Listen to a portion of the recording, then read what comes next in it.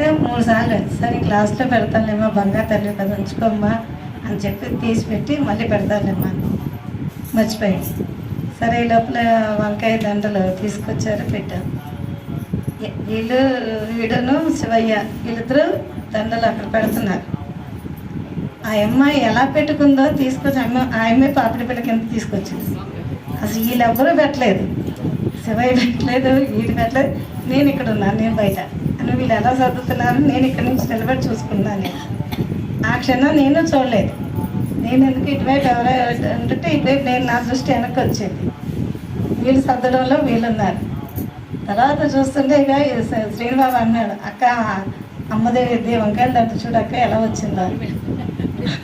అప్పుడు అనుకున్నాను, అవును కదరా అమ్మ అందుకే కోసం అది పాపిడి పిల్ల పెడితే గుమ్మం దగ్గరికి ఇసిరేసింది, నాకు ఇది వద్దు అనేసి. అమ్మా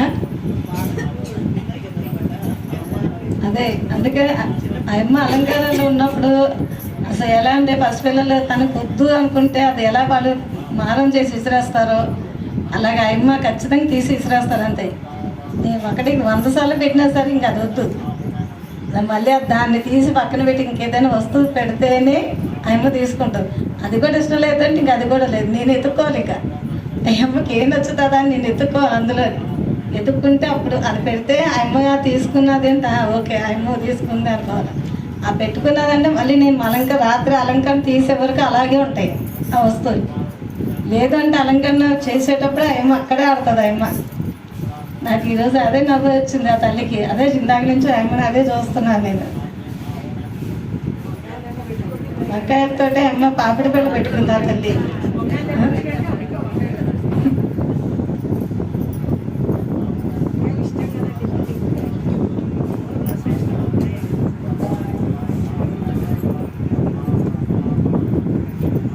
శ్రీ సంతోషి మాత అమ్మవారి ఆలయంలో ఈరోజు బాలపాపలందరికీ కూడా అమ్మవారి పసుపు కుంకాలను ఇవ్వడం జరుగుతుంది. కావున ప్రతి ఒక్కరూ కూడా వారి వారి ఇళ్ళలో ఉన్న చిరంజీవులు తీసుకొచ్చి గోతులమ్మలు లాయించుకొని ఆ చిరంజీవులకి అమ్మవారి పసుపు కుంకాన్ని అమ్మవారి వస్త్రాన్ని ఇప్పించాల్సిందిగా కోరుతున్నాము. అలాగే శ్రీ సంతోషి మాత అమ్మవారికి మొన్న 1116 చీరలతో అమ్మవారికి అర్చన జరిగింది. అయితే ఇంకా తీసుకోవాల్సిన వాళ్ళు ఇంకా చాలామంది ఉన్నారు. తీసుకున్న వాళ్ళు కొంతమందే తీసుకున్నారు, తీసుకోలేని వాళ్ళు ఇంకా చాలామంది ఉన్నారు. దయచేసి వచ్చి ఎంత తొందరగా తీసేసుకుంటే నాకు జాగా కలుస్తుంది. ఇప్పుడు తల్లికి అక్కడి నుంచి అమ్మ నుంచి వచ్చే వస్త్రాలు వెనకాతలు పెట్టడానికి నాకు జాగా లేదు అక్కడ. కాబట్టి అక్కడికి వెళ్ళే మంచం మీదకి నేను ఇక్కడ అని కాబట్టి సిట్టింగ్ నేను అయ్యాను. కాబట్టి ఎందుకంటే వచ్చే వాళ్ళందరూ కూడా ఎవరి వస్త్రాలు వాళ్ళకి ఇచ్చేసాను అనుకోండి, నాకు కూడా ఏంటంటే ఒక భారం తగ్గుతుంది. నాకు